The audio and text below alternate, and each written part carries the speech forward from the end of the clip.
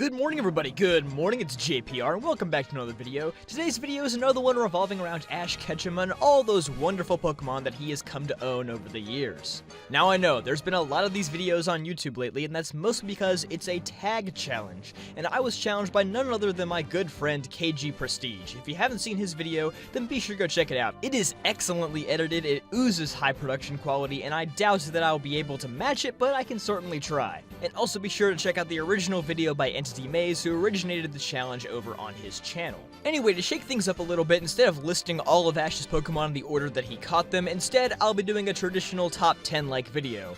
Or in this case, top 48. Wow, that's a really big number. But it should be important to note this video is not ranking Ash's Pokemon by their strength. If you want that, then go check out my video on Ash's Ultimate Team, which, judging by the view count, I think a few of you have already seen it. This video will mostly be rating how well each Pokemon was developed, how much personality they had, and how much of an impact they had on their respective series. Number 48, Ash's Palpitoad. Ash's Palpitoad was a Pokemon that originally was pretty interesting. He was intimidating in his debut episode, he was the first evolved Pokemon that Ash caught since Pidgeotto, but beyond that, Palpitoad is pretty forgettable. In fact, this Pokemon is known for missing the most amount of episodes in a single series, only appearing in a handful of times throughout Best Wishes. Palpitoad wasn't even shabby at battling, it actually won a decent amount of time that he was on screen, but good lord, this Pokemon is the most forgettable of them all. Number 47, Unfezant. Similar to Palpitoad, this Pokemon is just flat out forgettable. In fact, Ash actually dumped Unfezant for Charizard in the final 30 Best Wishes episodes. In addition to not appearing very often, Unfezant had little to no personality at all. Unfezant was only really relevant in Skyla's gym battle when it evolved, but other than that, its contributions were minimal.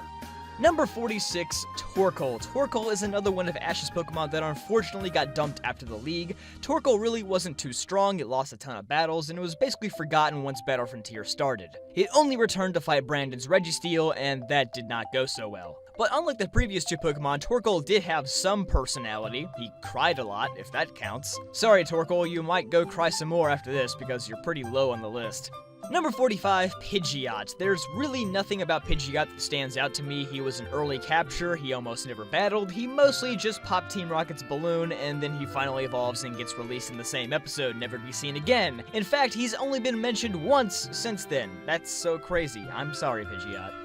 Number 44, Aipom, or Ambipom. Technically, it wasn't Ash's when it became Ambipom, though, so IDK. But anyway, Aipom was kind of lame in my opinion. I like how Aipom went with Ash from Battle Frontier to Sinnoh, but beyond that, not much else. It became clear pretty early on that Aipom simply wasn't meant to be Ash's Pokemon. The way it left the series was also kind of dumb, and I just dislike its whole ending. Number 43, Leavanny. Ash's Leavanny started off super strong as a Sewaddle. I absolutely adore the episode where Ash catches it, but as a Swadloon and Leavanny, it got almost zero spotlight, and unfortunately, it just falls into the pit of forgettable Best Wishes Pokemon. Number 42, Boldore. Ash's Boldore is almost exactly a copy and paste of Leavanny. It started off really strong as Roggenrola, but after the evolution, it lost all of its character. I will say this is probably the most unique Pokemon that Ash has owned though, so that's what puts it right above Leavanny. Number 41, Swellow. Swellow really didn't do anything wrong. It got a decent amount of spotlight for a bird Pokemon. It just didn't have any kind of character trait that set it apart from Ash's other Pokemon. Again, it was mostly used for popping Team Rocket's balloon, nothing too special. Number 40, and this is probably my first controversial pick on the list, but Buizel. I know, people like Buizel for some reason, but honestly, I hated Ash's Buizel. It was always convincing Ash to let him keep fighting, even though he was on the verge of losing, and then boom, he'd lose. Buizel is such a cocky piece of garbage, and I hate him. I'm sorry, Buizel fans, but that's just the way it is. Number 39, Snivy. Yes, Ash's Snivy did have personality. I definitely enjoyed his sassy attitude, and Snivy is one of my favorite Pokemon in general. But gosh, Snivy's character went nowhere for the entire series. Additionally, Snivy learned zero moves throughout the entire series, despite the fact that she was usually on Ash's team, unlike his other Pokemon, which were always in rotation. Number 38, Noctowl. This is Ash's first and only shiny Pokemon, and that's about it. Just another balloon popper for the most part. Number 37, Glalie. Like Boldore, I enjoy Glalie because he's a pretty unique Pokemon for Ash to own. He doesn't really tend to catch many ice types, but like Torkoal, Glalie got left behind after the Hoenn League, and it only made a brief cameo afterward in the Sinnoh League. I want to put Glalie higher, but it simply lacks a lot of screen time compared to Ash's other Pokemon. Number 36, Primeape. Honestly, Primeape shouldn't even be this high. He only appeared in 2 actual episodes and hasn't been mentioned since, but good lord, I just love Ash's Primeape. I'll admit to that bias. It was bursting with personality, both of its episodes were among the very best, and I just hate that its development was cut painfully short. We need to see Primeape again. Number 35, Talonflame. Like Ash's other birds, Talonflame suffers from a severe lack of development and overall personality, but it did prove to be a reliable Pokemon on Ash's Kalos team. Number 34, Rowlet. Rowlet really hasn't done much so far in Sun and Moon, but I absolutely love its personality. It's so adorable, and it sleeps in a backpack. What more can you ask for?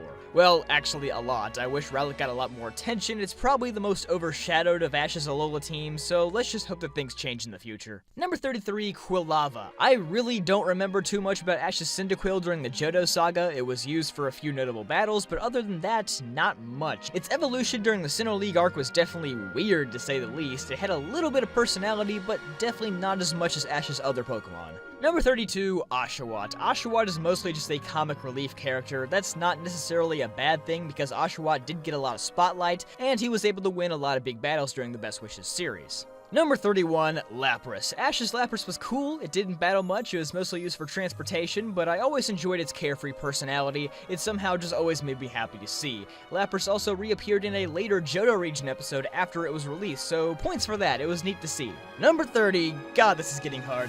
Tauros. This is a weird one to rank because is the Tauros that Ash always gets the same Tauros, or is it one from his group of 30? I honestly have no clue, and I don't think it's ever been confirmed. But as a whole, the Tauros herd is funny, you can almost always expect to see them when Ash returns to Oak's lab, and they're capable battlers too. Number 29, Pignite. I'll give Pignite credit, they tried. His origin story isn't really the most original, we already saw Charmander and Chimchar get abandoned, so I didn't think it was as effective for him. Sadly, I think Charizard returning in Best Wishes cut his development short, and I wish we could have seen him become an Emboar, but we'll likely never see that now. Number 28, Kingler. Kingler was always a joy to see on screen. I definitely think we need to see more of it in the future. I love its climactic return to Ash's team in the Indigo League where it evolves and completely destroys the opponent's Golbat. What a great moment. We need more Kingler, please. Number 27, Staraptor. I believe this to be Ash's best bird Pokemon, not only in terms of strength, but also in terms of its personality. Staraptor had a lot of pride, and we saw that from very early on in Diamond and Pearl. It always hated when Ash didn't pick it to be on a team for a gym battle. It was definitely more than just a balloon popper in my eyes. Staraptor was actually pretty cool. Number 26, Scraggy. I actually thought Scraggy was better for comic relief than Oshawott was. Scraggy was full of personality, it put in a lot of work towards the end of the series, but I hated how Ash always babied it. It took forever for Scraggy to actually do stuff because he was always being treated like he just hatched, even 50 episodes later. Number 25, Corphish. He was really funny, he was an iconic character in the Advanced series, but he really didn't do much and hasn't done much since then. I wish he evolved because it would have been really cool to see some Crawdon stuff, but I think Corphish was still a solid character. Number 24, Poipole. I thought it would be appropriate to place Poipole right in the middle since we haven't seen much from it yet, and as of episode 70 of Sun and Moon, which is when I'm recording this video, we haven't even seen any of Poipole's moves yet. I feel like it'll definitely be important in the future, it could definitely end up being a top 10 Pokemon or a top 5 Pokemon, but just based off of what we've seen so far, I think this is a pretty fair placement for Poipole. Number 23, Butterfree. Now I know this might be lower than most people expect. Yes, Butterfree was the first Pokemon Ash caught, and he was Ash's first released Pokemon, which makes him incredibly memorable. But I feel like in between those events, Butterfree really didn't do much. It had a lot of personality as a Caterpie. He always wanted to become a Butterfree, and when he did, it's like, okay, now what? I mean, a lot of Butterfree's personality actually evaporated after it evolved, which is weird compared to Ash's other Pokemon, so I think it deserves this spot. Number 22, Noivern. Poor Noivern, he basically became a meme. He was so underused as a Noibat. For the longest time, we had no clue if he could even use a move that wasn't supersonic. And after that excellent battle in Evolution with Zapdos, he never won another battle ever again. And I feel so bad for Noivern, but that's what happens when you get 0 EXP. If this list were based on strength alone, then Noivern is at the bottom of the barrel. But I enjoyed his relationship with his Papa Halucha, and I thought it was cute even after he evolved. Number 21, Donphan. I love Ash's Donphan. I think bringing it back and developing it during Battle Frontier was a fantastic decision since we didn't get to see much of it as a Phampi and Johto. I love how it went from super cute to super strong, and giving it 2 separate series to develop its character was an excellent call. Props to whoever's idea that was. Number 20, Gliscor. Gliscor was a neat idea, basically another unique Pokemon in Ash's team, especially for Sinnoh. I like how it started off as a bit of a crybaby. It had a fear of flying, but it eventually conquered its fear and became an excellent air battler. The way Gliscor left Ash's team to train for air battles actually made sense because of this, and I love how we got to see it all pay off with Gliscor putting in a significant amount of work against Paul's team in the Sinnoh League. Number 19, Bayleaf. I thought it was adorable how Bayleaf always had this undying love for Ash. It was very sweet, but at the same time, not a pushover, contributing a great deal to Ash's victories throughout the Johto region, arguably being one of the best Pokemon on Ash's Johto team. Number 18, Crocodile. Ash's Unova ace and probably his best developed Pokemon of the series. Although Crocodile debuted as a Sandile in episode 3, it wasn't caught until 62 episodes later. Crocodile always had a ton of confidence, and he definitely was able to back that up, being the strongest Pokemon on his team for the series. All around, a very solid character. Number 17, Gible. Gible was another comic relief character, and I think his introduction in late Diamond and Pearl made the series so much more fun to watch. From the way that Gible was constantly bullying Piplup with Draco Meteor to delivering the final blow to Conway's Dusknoir in the Sinnoh League, Gible was a force to be reckoned with. Number 16, Torterra. And I know what you're thinking, how can Torterra be this high? After all, Torterra did not win a single battle after it became a Torterra. And yes, while that's true, Torterra was still fleshed out with some great development as both a Turtwig and a Grottle. It was the fastest Turtwig around, but ended up going through a self-confidence crisis when it evolved into a Grottle and lost all of its speed. It was great to see Grottle overcome its obstacles, learning that it can still be competent even without its speed. I hate that Torterra had to go out the way it did, but I still think it was a solid character. Number 15, Hawlucha. Hawlucha was awesome. He loved to show off. His theme song in the Japanese version was amazing. It perfectly captured his character, and also a wonderful role model for his little bro Noibat to look up to. Number 14, Squirtle. Squirtle was the original cool guy. He had his glasses, he had his gang. Although I don't think he was the strongest character of the original series, he was definitely a staple on the team. Number 13, Muck. While Muck did not receive nearly as much light as other members of Ash's original team, he never failed to make an impression while he was on screen. Every time Muck reappears, he makes me incredibly happy. I love how he not only loves Ash, but also loves Professor Oak. We could all be a little bit more like Muck. Minus the stench. Number 12, Snorlax. Ash's Snorlax just did what every Snorlax did, and that alone makes him great. He also somehow used 6 moves when Ash challenged the Battle Arena, as so many people graciously pointed out my Ultimate Team video. And while that will probably never happen again if Snorlax came back, he is still a massive powerhouse. Number 11, Lycanroc. What I love about Lycanroc is that it has this distinct personality that is unlike any of Ash's past Pokemon. It's usually very serious, very collected, very intimidating, but in all reality, it's actually a giant goofball. I will definitely enjoy him being the ace of Ash's Alola team until the inevitable Incineroar comes along.